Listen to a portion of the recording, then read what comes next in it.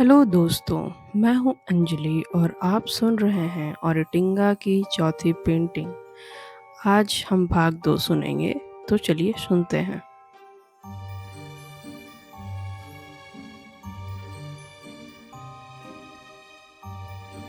अस्वीकरण।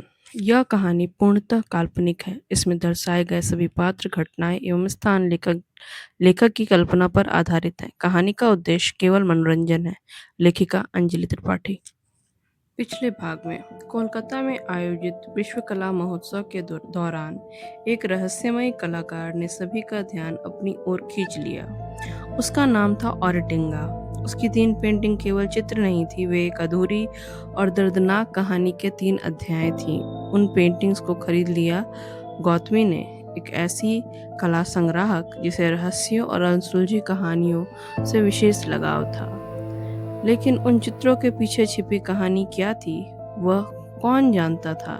वह युवती कौन थी? उसके हाथ में मौजूद पत्र क्या था और औरटिंगा उस कहानी को कैसे जानता था? इन्हीं सवालों के जवाब हमें ले चलती है कई वर्ष पीछे। आगे की कहानी जानने के लिए अब भाग 2 आपके सामने प्रस्तुत है। औरटिंगा का प्रस्ताव सुनकर आसपास खड़े लोग मुस्कुरा दिए। उन्हें लगा शायद कलाकार मजाक कर रहा है, लेकिन औरटिंगा का चेहरा बिल्कुल गंभीर था। महिला ने उसे ध्यान से देखा, फिर बोली, आप पैसे क्यों नहीं ले लेते? मुझे नहीं लगता कि मैं पेंटिंग के लिए मॉडल बन सकती हूँ। औरटिंगा मुस्कुराया, एक अजीब सी मुस्कान। आप मॉडल हैं, शायद आपको भी इसका एहसास नहीं है। महिला कुछ क्षण तक उसे देखती रही। उसे समझ नहीं आया कि यह प्रशंसा थी या कोई चेतावनी, लेकिन उसने बहस नहीं की। वो फिर से उन तीनों पेंटिंग की ओर मुड़ी। किसी अज्ञात कारण से वे चित्र उसे अपनी ओर खींच रहे थे। उनमें कुछ था, कुछ ऐसा जिसे वो समझ नहीं पा रही थी, लेकिन नजरअंदाज भी नहीं कर पा रही थी। तभी औरटिंगा ने सहज स्वर में कहा, वैसे बधाई हो। महिला ने आश्चर्य से उसकी ओर देखा। आपकी पेंटिंग पहले ही पैक की जा चुकी है। उसने पास रखे पैकेटों की ओर इशारा किया। अब ये आपकी हैं।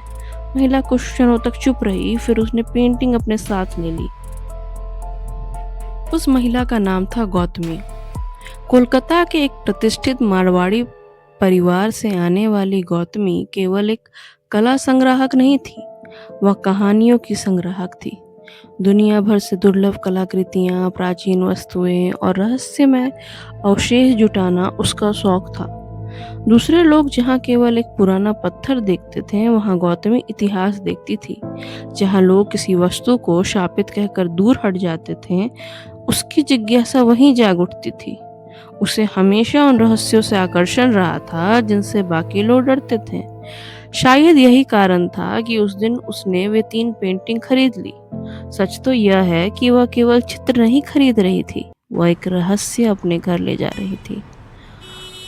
और उसे इस बात का बिल्कुल अंदाजा नहीं था कि उस रहस्य की शुरुआत उन पेंटिंग से नहीं हुई थी और ना ही उसका अंत वहीं होने वाला था। उस रात जब गौतमी अपने घर लौटी, तो उसने तीनों पेंटिंग अपने निजी संग्रह कक्ष में रखवा दी। कुछ देर तक वह उन्हें देखती रही। पहली पेंटिंग, घायल युवती। दूसरी पेंटिंग, झूमर से लटकी हुई वही युवती। और तीसरी पेंटिंग, हाथ में पत्र लिए हुए एक टूटा पुरुष। तीनों चित्र जैसे उससे कुछ कहना चाहते थे और उनमें कुछ अधूरी कहानी कैद हो। और फिर उसने स्वयं से वही प्रश्न पूछा जो उस दिन प्रदर्शनी में लगभग हर व्यक्ति ने पूछा था, आखिर यह कहानी थी? और तभी कहानी हमें कई वर्ष पीछे ले जाती है। मेदिनीपुर, एक पुरानी हवेली और एक युवती जिसका नाम था कल्याणी। कई वर्ष पहले मेदिनीपुर एक शांत गांव में एक पुरानी हवेली खड़ी थी। उस हवेली की मालकिन थी गौतमी। हालांकि वह अधिकतर समय कोलकाता में रहती थी, लेकिन जब भी अवसर मिलता कुछ दिन मेदिनीपुर आकर जरूर बिताती।